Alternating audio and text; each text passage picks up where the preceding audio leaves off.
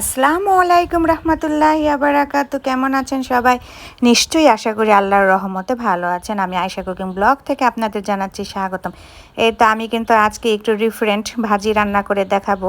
যে বাচ্চারা নাকি সবজি খেতে পছন্দ না করে, আমি তাদের জন্য কিন্তু আজকে আমার এই রেসিপিটা। এখানে আমি নিয়েছি 1 টেবিল চামচের মতো সরিষাটা সাদা কালো সরিষা দুটোটা কিন্তু আমার মিক্স করা আছে। তো এখানে আমি নিয়ে নিলাম পোস্তটা কিন্তু 2 টেবিল চামচ আমি নিয়েছি। এখন কিন্তু আমি এগুলো ভিজিয়ে নিচ্ছি। ভিজিয়ে এখন আমি কিন্তু বেটে নিব বা ব্লেন্ড করে যে যেটাভাবে পারেন। তো এখানে আমি দিয়ে দেব কাঁচামরিচ আর কয়েকটা কাজু বাদামটা দিয়ে এখন আমি কিন্তু এগুলো সুন্দর করে আমি বেটে নিচ্ছি। এখন কিন্তু এদিকে আমি যে ভেন্ডির যে সবজিটা আমি নিব আর কি, ভেন্ডিটা নিয়েছি আজকে। তো এই ভেন্ডিটা আমি সুন্দর করে পরিষ্কার করে ধুয়ে তারপর আমি কেটে নিয়েছি। এর ভিতরে আমি দিয়ে দিয়েছি 2 টেবিল চামচের মতো বেসন, আর আমি কিন্তু দিয়ে দিয়েছি হলুদ গুঁড়া, মরিচ গুঁড়া, ধইনা গুঁড়া দিয়ে লবণ দিয়ে আমি কিন্তু খুব সুন্দর করে মাখিয়ে নিচ্ছি। মাখানোর পরে কড়াইয়ের ভিতরে তেল গরম করে তার ভিতরে কিন্তু দিয়ে দিলাম মুড়িটা দিয়ে এখন আমি কিন্তু খুব সুন্দর করে আমি এখন ভেন্ডিটা তেলে ভেজে নেব।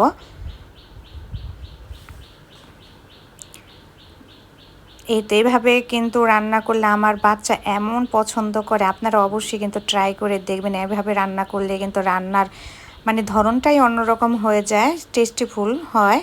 তো এতে এখানে আমি কিন্তু সরিষাটা বেটে তারপর কিন্তু ছেঁকে নিয়েছি, ছেঁকে ছোবাটা কিন্তু আলাদা করে নিয়েছি। তো এইভাবে কিন্তু ছেঁকে আলাদা করে নিলে কিন্তু তিতা ভাবটা থাকে না। অনেকেই বলেন সরিষা হালকা একটু তিতা ভাব লাগে, তো এটা কিন্তু লাগবে না, তিতা ভাবটা চলে যাবে। তো এখানে আমি কিন্তু তেলের ভিতরে দিয়ে দিলাম সেই সরিষা বাটাটা, সরিষা পেস্ট যেটা দিয়ে কিন্তু নেড়ে চেড়ে এখন আমি কিন্তু একটু কষিয়ে নিব। হয়তো একটুখানি পানি দিয়ে নিলাম, পানি দিয়ে কিন্তু হালকা কষিয়ে নিলাম। এখন আমি দিয়ে দেবো এর ভিতরে পোস্ত আর কাজু বাদাম বাটা। এটা দিয়ে এখন আমি কিন্তু খুব সুন্দর করে ভাজা ভাজা করে নিব। তো তোমার আসলে কি রান্নাটাকে যত মানে ভালো করে কষানো হয়, রান্নাটা কিন্তু ততটাই ভালো হয়, টেস্টিফুল হয়। তো এখানে আমি আর কিছুক্ষণ আমি কষাবো, আমি একটু পানি দিয়ে, একটু দিয়ে দিলাম একটু পানি দিয়ে এখন আমি এর ভিতরে আমি দিয়ে দিলাম হলুদ গুঁড়া, মরিচ গুঁড়া, ধইনা গুঁড়া দিয়ে আমি সুন্দর করে কিন্তু নিলাম। এখন আমি দিয়ে নিলাম একটু গরম মশলা গুঁড়া, এটা দিয়ে কিন্তু খুব ভালো করে আমি নেড়ে চেড়ে মিশিয়ে নিলাম। মেশানোর পরে এখন আমি যে ভেন্ডিগুলা কিন্তু ভেজে তুলে রেখেছিলাম, সেই ভেন্ডিগুলা কিন্তু এর ভিতরে আমি এখন ছেড়ে দেবো। হালকা একটু পরিমাণে পানি দিয়ে নিয়েছি যাতে মশলাটা ভেন্ডির ভিতরে ঢুকে যায় খুব সহজে। এখন কিন্তু আর বেশিক্ষণ সময় লাগবে না, আমার কিন্তু রান্নাটা হয়ে গিয়েছে। তো এখন পরিবেশনের পালা।